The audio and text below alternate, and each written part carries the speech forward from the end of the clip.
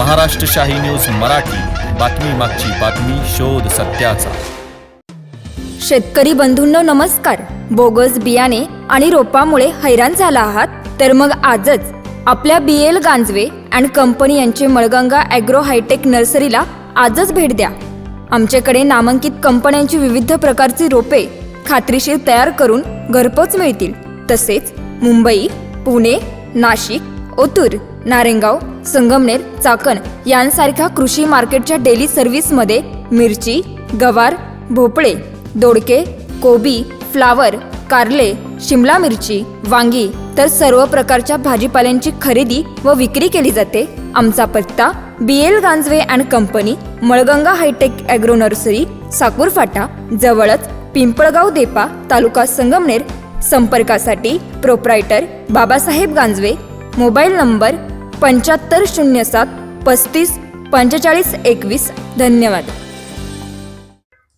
दुनिया भर के हिंदुओं के लिए महाकुंभ ये आस्था का प्रतीक है. अपनी जीवन भर की पूंजी इकट्ठा करके हम कैसे उस कुंभ में जा सके, इसलिए एक आम इंसान प्रयत्न कर रहा है. लेकिन हम देख रहे हैं कि जिस तरीके के वहां पे घटनाएं घट रही है, आने जाने की जो तकलीफें लोगों को हो रही है, इससे पूरी व्यवस्था पे एक बड़ा प्रश्न चिन्ह उपस्थित होता है. सबसे पहले कुंभ के उस व्यवस्था में कहीं आग की खबरें आई जहां पे काफी लोगों को नुकसान हुआ. उसके बाद जो एक बड़ी भगदड़ वहां मची, काफी लोग उसमें मारे गए. आज तक उसके जो आंकड़े हैं उस पे विश्वास किसी भी आदमी का नहीं है, क्योंकि सरकारी आंकड़े जो इससे कहीं ज्यादा हजारों में वहां पे मौतें हुई है ऐसे बताया जा रहा है. उसके बाद जो ट्रेनें ये प्रयागराज पहुंच रही है या वहां से निकलने की कोशिश कर रही है, उन सारे ट्रेनों पे जो हल्ले हो रहे हैं, जो एक लोगों के गुस्सा उमड़ रहा है कि उनको वहां जाने के लिए टिकटें नहीं मिल रही, जो रिजर्व पैसेंजर सीट्स है उस पे लोग मार तोड़ करके घुसने की कोशिश कर रहे हैं. ये रेलवे प्रशासन हो या जो पूरा प्रशासन प्रयागराज में या पूरी इस व्यवस्था के लिए काम कर रहा है, वो कहीं तो विफल हो रहा है, वो अपने काम में उम्दा नहीं कर पा रहा है. उसके बाद कल की जो घटना घटी, दिल्ली हमारे देश की राजधानी है. दिल्ली के स्टेशन पे कुंभ के लिए जाने वाले भक्तों के लिए, यात्रियों के लिए जो ट्रेनें छूटी जा रही थी, उसमें से कुछ प्लेटफॉर्म की अदला बदल हुई, कुछ टेक्निकल इशू हुआ, ऐसा बताया जा रहा है. लेकिन जिस तादाद में लोग वहां पे थे, हजारों की तादाद में थे, महिलाएं थी, बच्चे थे, बूढ़े थे, उनकी कोई भी व्यवस्था वहां पे की नहीं गई. और जिस प्रकार से रेलवे की पूरी व्यवस्था वहां पे ठप पड़ गई, जो प्लेटफॉर्म बदले गए, उस वजह से जो भगदौड़ वहां पे मची, उसमें काफी लोग मारे गए. आंकड़ा तो सरकार बहुत कम बता रही है, लेकिन जो चश्मदीद है, जो वीडियोस है, जो फोटोज है, जिस तरीके का माहौल वहां पे बना था, वो खौफनाक है. छोटे छोटे बच्चे लोगों के पैरों के नीचे कुचल के मर गए. औरतें, बूढ़े सारे वहां पे अपनी जान बचा के भाग रहे थे. आप ये सोचिए उन परिजनों के बारे में कि जो अपने जीवन की सबसे सुखद यात्रा कुंभ के लिए जाने के लिए अपने परिजनों के साथ निकले थे, वो अपने छोटे छोटे बच्चों को, अपनी घरती औरतों को वहां मरते हुए देख रहे हैं. इस दिल्ली के हादसे के बाद कम से कम अब तो जो भारत सरकार है, जो यूपी की सरकार है, जिन्होंने इन सब की जिम्मेदारी अपने सर पे उठाई थी, जिन्होंने श्रद्धालुओं को बुलाया था कि आप आए कुंभ में हमारे साथ इसमें यहाँ शामिल हो, उनके इस पूरे प्रवास की, उनके ये पूरे जो सुरक्षा की जिम्मेदारी है, इसकी जिम्मेदारी लेते हुए कम से कम नैतिकता के आधार पे रेलवे मिनिस्टर अश्विनी वैष्णव जी, इन्होंने अपना इस्तीफा देना चाहिए, ऐसा मुझे लगता है. पिछले कई दिनों में रेलवे से जुड़ी हुई घटनाएं हम अगर देखें तो काफी बढ़ी हुई है, जहां पे लोगों ने अपने प्राण गंवाए. लेकिन हम इंक्वायरी करेंगे, जो दोषी है उनको हम सजा देंगे, इतना बोल के हम हाथ ऊपर कर रहे हैं. लेकिन आज ये वक्त है कि दिल्ली की जो घटना हुई है उससे थोड़ा सीख लेके, उसे थोड़ा शर्म करके अश्विनी वैष्णव जी अपना इस्तीफा दे दे.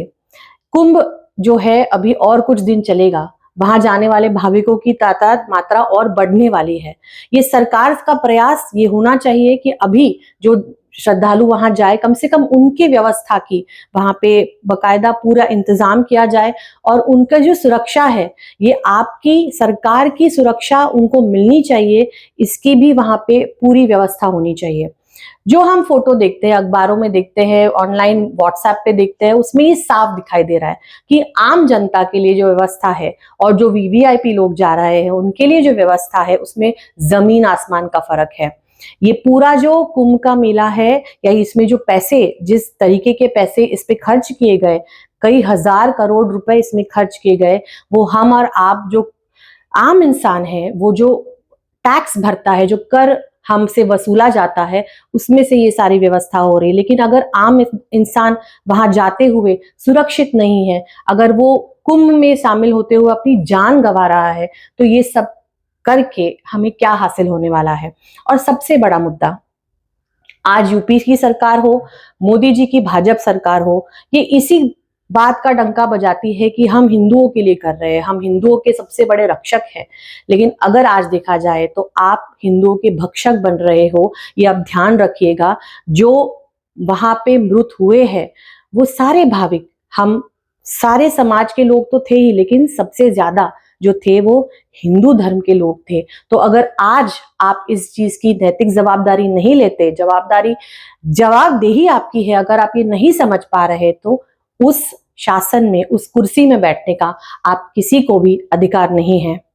आने वाले दिनों में वहां पे जो व्यवस्था चाहिए, वहां पे जो इंतजाम चाहिए, वो इंतजाम करके देने की जिम्मेदारी ये भारत सरकार की है और यूपी सरकार की है।